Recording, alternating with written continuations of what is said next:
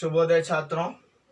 9th class छठवां part बेटी के नाम पत्र डे 3 लास्ट पार्ट है ये।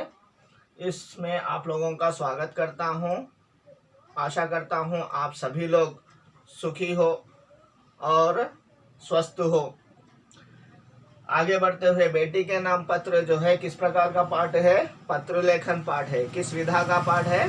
पत्र लेखन पाठ है। इसमें जो है बेटी जो है इंदिरा गांधी जी है और जो पत्र लिखा जा रहा है, कौन लिख रहे हैं पत्र? नेहरू जी, पंडित जवाहरलाल नेहरू जी लिख रहे हैं अपने बेटी के नाम पर।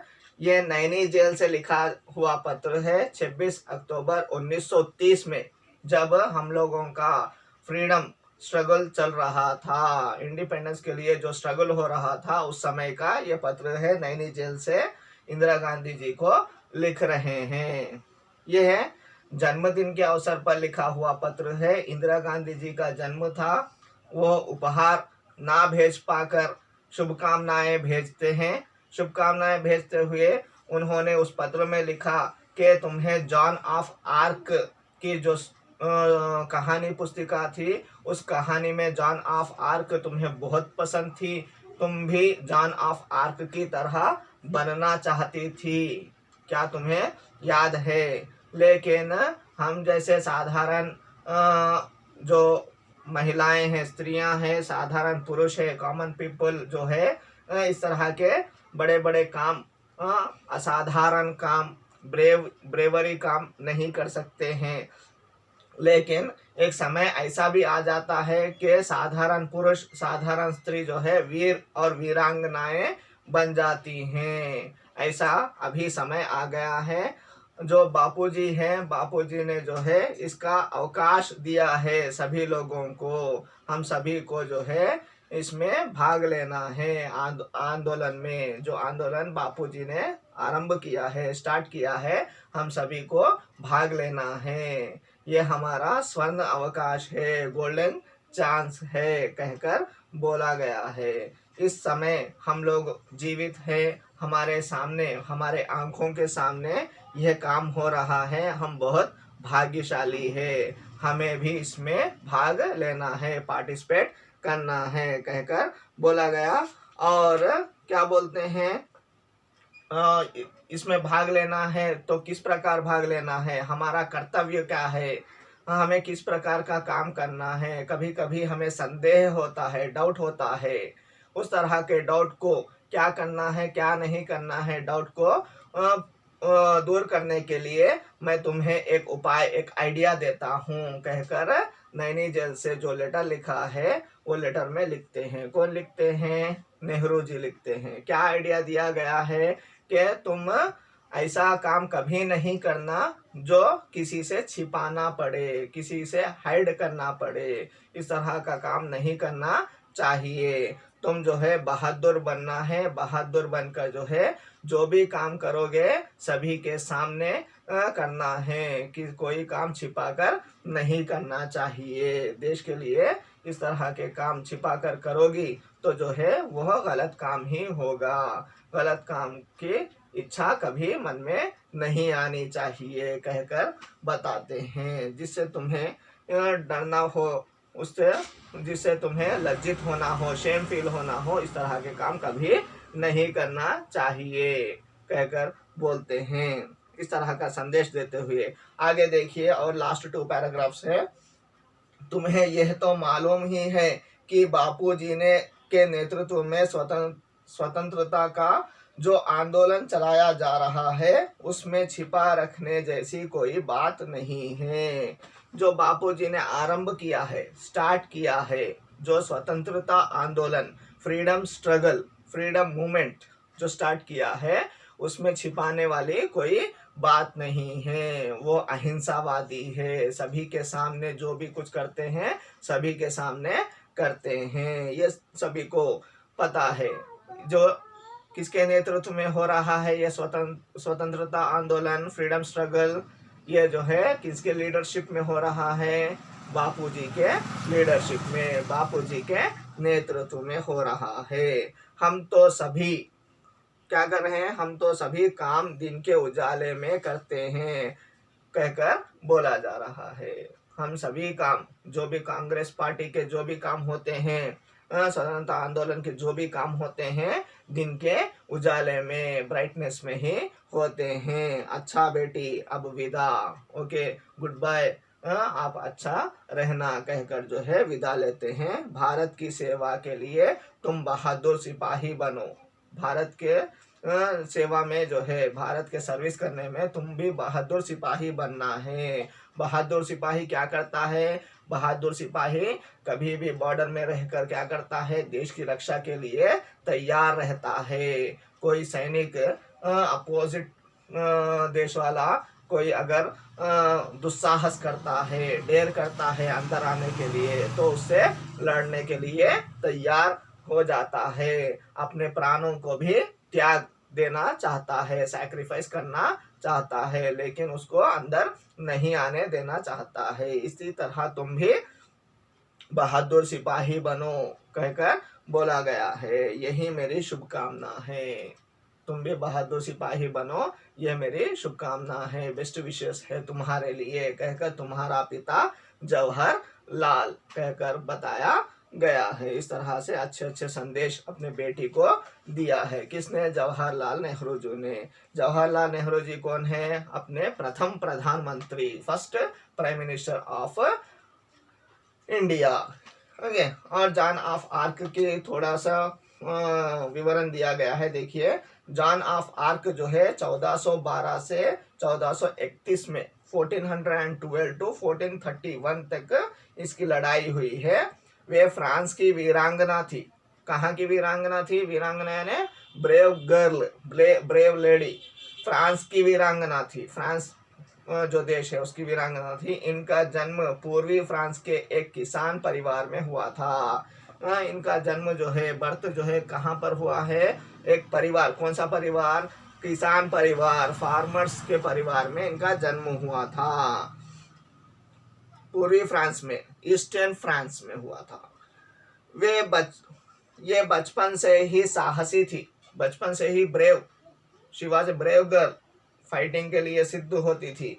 12 वर्ष की अल्पायु में ही इन्होंने दृढ़ निश्चय कर लिया था कि वे अपनी मातृभूमि फ्रांस को अंग्रेजों के चंगुल से मुक्त कराएंगी। उन्होंने 12 ईयर्स, 12 वर्ष की एज में ही, अल्पायु में ही, स्मॉल एज में ही, ओके, स्मॉल एज में ही, अल्पायु यानी क्या है, स्मॉल एज में ही उन्होंने निश्चय कर लिया, डिसाइड कर लिया कि क्या डिसाइड कर लिया, वे अपनी मातृभूमि जो मदरलैंड है, मदरलैंड क्या है इनका, फ्रांस, किसका, जॉन ऑफ आर्क का, फ्रांस को अंग्रेजों के चंगुल से, कंट्रोल से, अंग्रेजों के जो कंट्रोल में है फ्रांस, उस चंगुल से, कंट्रोल से मुक्त कराएंगी, फ्री करा देंगी, फ्रीडम दिला देंगी। इस तरह का निर्णय, इस तरह का दृढ़ डिसीजन ले लिया। इन्होंने अंग्रेजों के विरुद्ध कई लड़ाइयां लड़ी। इन्होंने अंग्रेजों के विरुद्ध यानी अपोज में बहुत से लड़ाइयां, बहुत से फाइट्स किए, लड़ाइयां लड़ी, विजय प्राप्त की। शी हैव वन आल्सो, विजय भी प्राप्त की।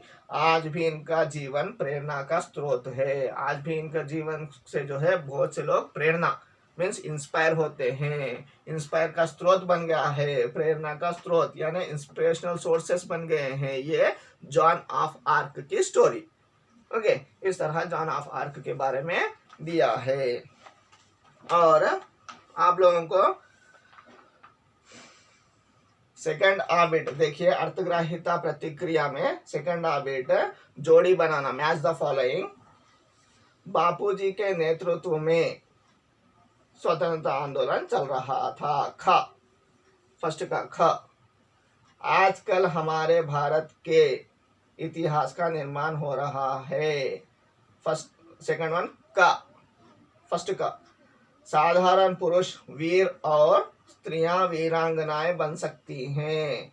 घ, थर्ड वन घ, फोर्थ वन, हम तो सभी काम दिन के उजाले में करते हैं। ग, ओके। फर्स्ट ई बिट में देखिए, ये गांधी जी जो है प्रेरणादायक स्रोत कैसे बने, और ये जो है गांधी जी को प्रेरणा का स्वभाव कहाँ से आया, ये हम लोग इस स्टोरी के द्वारा देखेंगे। एक बार मेरे पिताजी, यानी गांधी जी के पिताजी, किसके पिताजी? गांधी जी के पिताजी, महात्मा गांधी। एक बार मेरे पिताजी श्रवण की पितृभक्ति नामक पुस्तक खरीद कर लाए। कौन सी पुस्तक? श्रवण की पितृभक्ति। श्रवण की पितृभक्ति ये बुक का नाम है। ये श्रवण कुमार कहकर एक स्टोरी थी। उस स्टोरी में माता और पिताजी को जो है क्या करता है, वह अपने कंधे पर इस तरह से बिठाकर माताजी और पिताजी को इस तरह से लेकर जाता है अपने कंधे, शोल्डर कंधा यानी क्या है, शोल्डर पर उठाकर लेकर जाता है। कौन है ये? श्रवण कुमार। इस तरह एक स्टोरी है। वो जो है अपनी भक्ति, अपनी श्रद्धा, अपना जो है तपस्या किसके ऊपर? अपने माता पिता पर बताता है, यानी माता पिता के लिए बहुत सा कार्य करता है, बहुत काम करता है। उस तरह की बुक, कौन सी बुक? श्रवण की पितृभक्ति नामक पुस्तक खरीद कर लाए। कौन? महात्मा गांधी जी के पिताजी। मैंने उसे बड़े चाव से पढ़ा, बहुत इंटरेस्ट लगाकर पढ़ा। चाव यानी इंटरेस्टिंगली।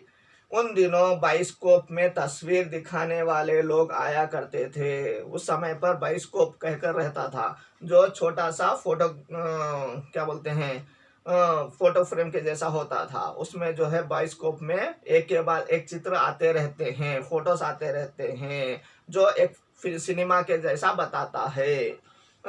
बाइस्कोप लोग आया करते थे। तभी मैंने अपने माता पिता को बहंगी पर बिठाकर ले जाने वाले श्रवण कुमार का चित्र भी देखा। ये इसको क्या कहा जाता है? बहंगी। इसको क्या कहा जाएगा? बहंगी।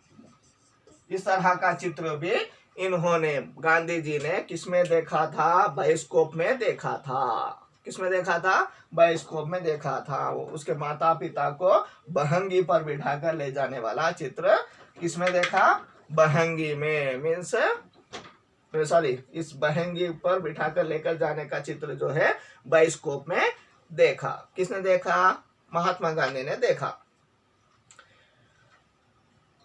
बिठाकर ले जाने वाला श्रवण कुमार का चित्र, ये जो है श्रवण कुमार है लड़का, का चित्र भी देखा। इन बातों का मेरे मन पर बहुत गहरा प्रभाव पड़ा।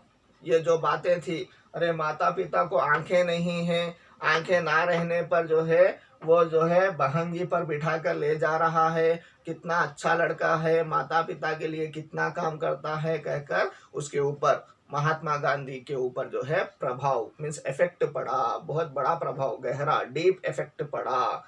मन ही मन मैंने ठान लिया कि मैं भी श्रवण की तरह बनूंगा। मन में ही ठान लिया, डिसाइड हो गए। कौन? महात्मा गांधी जी। मैं भी श्रवण कुमार की तरह ही बनूंगा कहकर। मैंने सत्य हरिश्चंद्र नाटक भी देखा था। थोड़ी देर के बाद सत्य हरिश्चंद्र क्या है? एक बड़े राजा थे, कभी झूठ नहीं बोलते थे। वो सत्य बोलते बोलते अपने राज्य पूरा नष्ट कर लिए, लॉस में ला लिए, लेकिन कभी झूठ नहीं बोला। इस तरह के राजा थे। उनका नाटक भी, उनका ड्रामा भी देखा। बार बार उसे देखने की इच्छा होती। इस नाटक को, सत्य हरिश्चंद्र नाटक को देखने की इच्छा, इंटरेस्ट होता था। हरिश्चंद्र के सपने आते, हरिश्चंद्र के सपने ही आते थे। किसको? महात्मा गांधी को। यह बात मेरे मन में बैठ गई, चाहे हरिश्चंद्र की भांति। इनके मन में एक बात बैठ गई। क्या बैठ गई? चाहे हरिश्चंद्र की भांति कष्ट क्यों ना उठाना पड़े, पर सत्य को कभी नहीं छोड़ना चाहिए। मुझे चाहे कितने भी कष्ट आने दो, सत्य हरिश्चंद्र की तरह कितने भी कष्ट आने दो, मैं कभी सत्य को, ट्रूथ को नहीं छोड़ूंगा कहकर बात याद रख ली। फर्स्ट क्वेश्चन देखिए, इसमें सेवा भाव की प्रेरणा महात्मा गांधी को कैसे मिली? सेवा भाव की प्रेरणा जो है महात्मा गांधी को उनके पिताजी श्रवण की पितृभक्ति जो पुस्तिका लाए हैं उससे मिली। सत्य की प्रेरणा महात्मा गांधी को किससे मिली? सत्य की प्रेरणा महात्मा गांधी जी को सत्य हरिश्चंद्र नाटक से मिली। Okay sorry. इस गद्यांश का उचित शीर्षक क्या होगा? इस गद्यांश का उचित शीर्षक प्रेरणा का स्रोत, प्रेरणा का महत्व, इस तरह से कुछ भी आप अगर दूसरा लिखना चाहते हैं तो भी लिख सकते हैं। ये आप लोगों के होमवर्क, ये 2 बिट्स करना है और 2 प्रश्न दे रहा हूं। देखिए, देश की रक्षा में तत्पर, क्वेश्चन लिखिए, देश की रक्षा में तत्पर बहादुर सिपाहियों के योगदान के बारे में लिखिए। ओके। सेकंड क्वेश्चन, पाठ का सारांश अपने शब्दों में लिखिए। ओके। इस तरह 2 प्रश्नों के उत्तर लिखकर जो है आप लोग पोस्ट कीजिएगा। धन्यवाद।